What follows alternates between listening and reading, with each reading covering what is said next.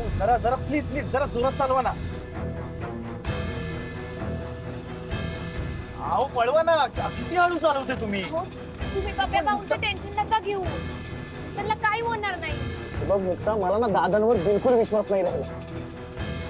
जोपर्यंत मी पप्याला असं समोर बघत नाही ना तोपर्यंत मला चैनच पडणार नाहीये. तुमच्याकडे त्यांच्या वडिलांचा नंबर आहे का? हो. त्यांना एकदा फोन लावून बघा ना. पण काय बोलू त्यांच्याशी? जर त्यांनी मला जाब विचारलं तर मी त्यांना काय उत्तर देणार आहे?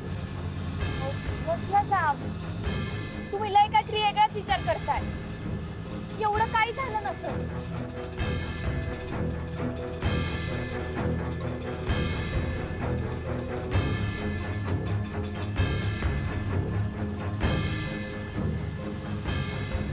अहो दादा प्लीज जरा वेग वाढवा ना, प्लीज थोडंसं पळवा.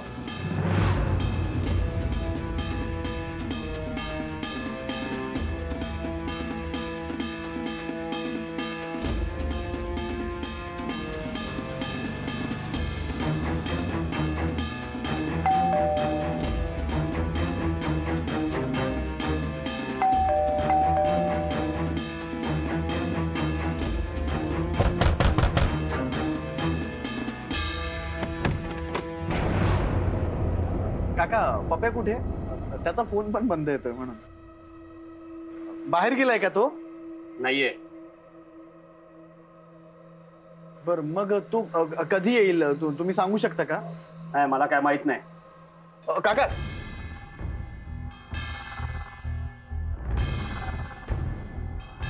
बाबा त्यांना आत येऊ दे. या.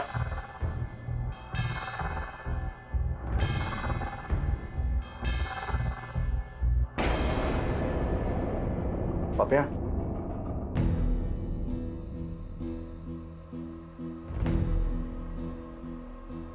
कशाला रूमच्या बाहेर आला आणि मुसीबत अजून बोकांडी का मारून घेतो? त्यात हा जोडीनं आलाय. हो बाबा पण ते शहाणा हो, आता आपल्याला वाचवणार कुणी नाही.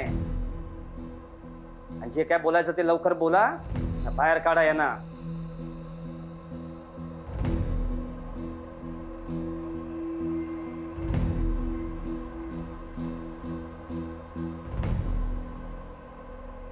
पप्या हे काय चाललंय सगळं?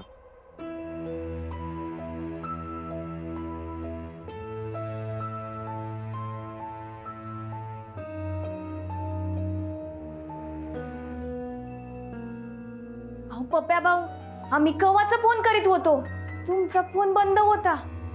आम्ही केवढं घाबरलो होतो. अगं मुक्ताताई, माझा फोन बाबांनीच बंद करायला लावला होता. तरीच नाही पप्या, मला वाटलंच की नेहमी माझ्याशी एवढं प्रेमाने वागणारे काका आज असं का वागतायत. नक्कीच काहीतरी भयान घडलं असणार. ज्यांनी ज्यांनी आम्हाला मदत केली आहे ना त्या सगळ्यांना दादांनी धमकावले. पप्या तुझ्यासोबत पण असं काही केलंय का? चल सांगतो. सारंग भावा, रावसाहेब काल रात्री उशिरा घरी आले. त्यांना असं अचानक ते बी माझ्या घरी उशिरा आलेलं बघून मी गडबडून गेलो.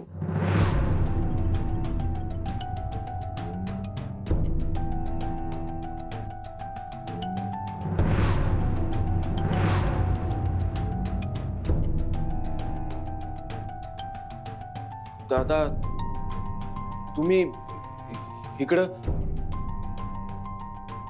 अचानक कसं काय येणं केलं? चौकशी. हा? चौकशी करायला आलो. लागलं ना तू पडलास. बरेस? होय. काय झालं? काय नाही, ते बाईकवरून चाललो होतो, अचानक एक कुत्रा आडवा आलं, दोन्ही ब्रेक सोबत मारले, गाडी स्लिप झाली.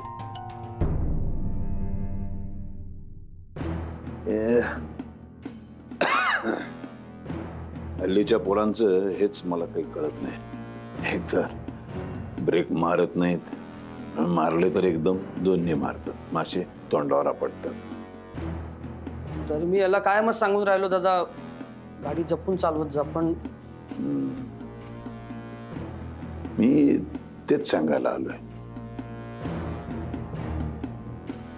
सारंगशी मैत्री आहे ना तुझी, ती मैत्री जरा जपून. यापुढे त्याला कोणतीही कुठल्याही प्रकारची मदत करायची नाही. आता असा तोंडावर पडशील, फुकटचा जीव गमावशील.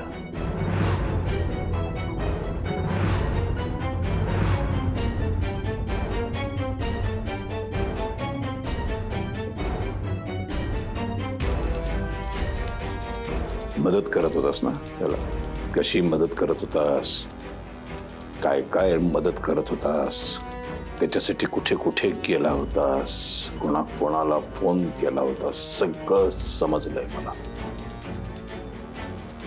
यापुढं हे सगळं बंद, नाहीतर अख्ख्या कुटुंबाची हाडं मोडून ठेवेन. एकाची एकही हाड शिल्लक ठेवणार नाही.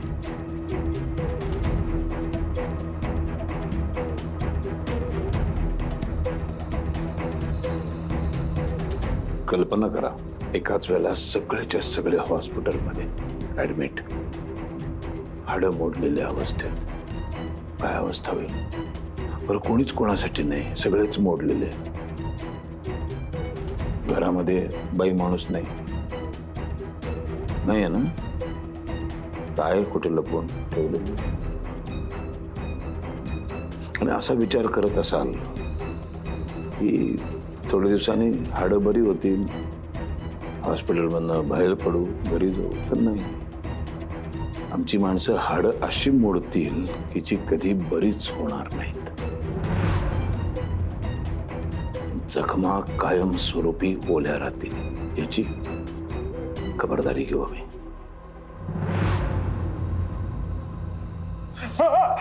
दादा नाही, नको दादा अहो नको ना दादा. दादा नको. दादा प्लीज, दादा प्लीज सोड, पापी. दादा प्लीज. काढला ना, काढला पाय, काढला ना. त्रास झाला ना? अरे तुम्ही सगळ्यांनी मिळून मला जो त्रास दिलायत ना, तर माझ्या त्रासापुढे तुमचा हा त्रास काहीच नाहीये. तेव्हा पुन्हा ही चूक घडता कामा नये. सारंग तुझा मित्र होता हे विसरून जायचं.